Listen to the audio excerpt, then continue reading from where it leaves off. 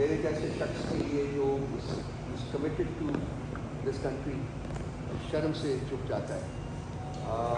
اس میں آپ human rights لے لیں, اس میں آپ فریڈمس لے لیں, کچھ بھی لے لیں.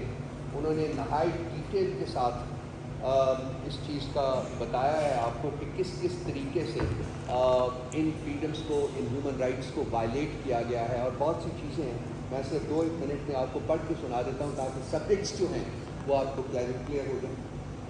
Significant human rights issues including critical reports of number 1, unlawful and arbitrary killings including extrajudicial killings. اس کے اوپر بات کی ہے. Enforced disappearances, اس کے اوپر بات کی ہے. Torture and cases of cruel, inhuman or degrading treatment or punishment by the government or its agents, اس کے اوپر بات کی ہے. Harsh and life-threatening prison conditions, اس کے اوپر بات کی ہے. Arbitrary detention, اس کے اوپر بات کی ہے. Political prisoners, اس کے اوپر بات کی ہے. Transnational repression against individuals in another country, arbitrary or unlawful interference with privacy, لوگوں کے گھروں کے اوپر ڈاکے ڈالنا, ان کے اوپر رات کے اندھیرے میں ان کو وائلیٹ کرنا, چار دیواری کا تقدس پامال کرنا, اس کی بات کی. Punishment of family members for alleged offences by a relative, اس کے بارے میں بات کی ہے. Serious abuses in a conflict including reportedly unlawful civilian deaths and enforced disappearances, یہ بھی سبجیکٹ ہے ان کا. Serious restrictions on freedom of expression and media freedom, یہ آپ کو کنسرن کرتا ہے. Including violence against journalists, یہ بھی بات کی ہے. Unjustified arrests and disappearances of journalists, یہ بھی آپ کا سبجیکٹ ہے, اس کے بارے میں بات کی ہے. Censorship کے بارے میں بات کی ہے. Criminal defamation laws جو ہیں اس کے بارے میں بات کی ہے. اور laws against blasphemy, اس کے بارے میں بات کی ہے. یہ شاید ہمیں ہمارے سے زیادہ ریلیونٹ نہ ہو, لیکن جرنلسٹ کے بارے میں جو چیز ہے وہ بہت زیادہ ریلیونٹ ہے. Serious restrictions on internet freedom, یہ بھی ایک سبجیکٹ ہے.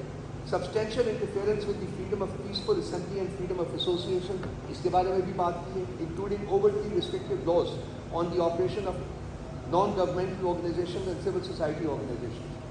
Restrictions on freedom of movement, یہ بھی ایک سبجیکٹ ہے اس کا.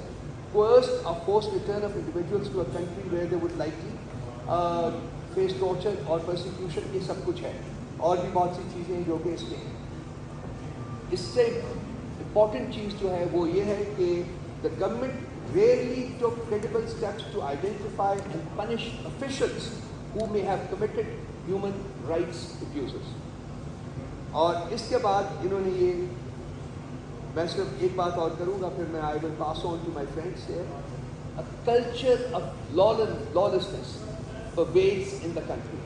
جو اس کی کنکلوژن ہے وہ یہ ہے کہ lawlessness کا کلچر جو ہے وہ ریاست میں اس وقت پھیلا ہوا ہے. کسی کے رائٹس, کسی کی فریڈمس, کسی کی عزت, کسی کی گھر کی چار دیواری جو ہے وہ کچھ بھی ریاستی گماشتوں سے محفوظ نہیں ہے.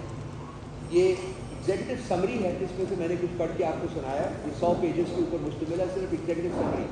جو فائنل رپورٹ ہے وہ ابھی میرے پاس نہیں پہنچی ہے. مجھے پتہ چلا ہے کہ وہ بہت ہی میسو ڈاکیومنٹ ہے اور اس میں انتہائی گرافک طریقے سے جو ٹارچرز ہیں اور سب کو انہوں نے السٹریٹ کیا ہے. اور یہ حکومت امریکہ, ان کے اسٹیٹ ڈپارٹمنٹ نے یہ پبلش کیا ہے.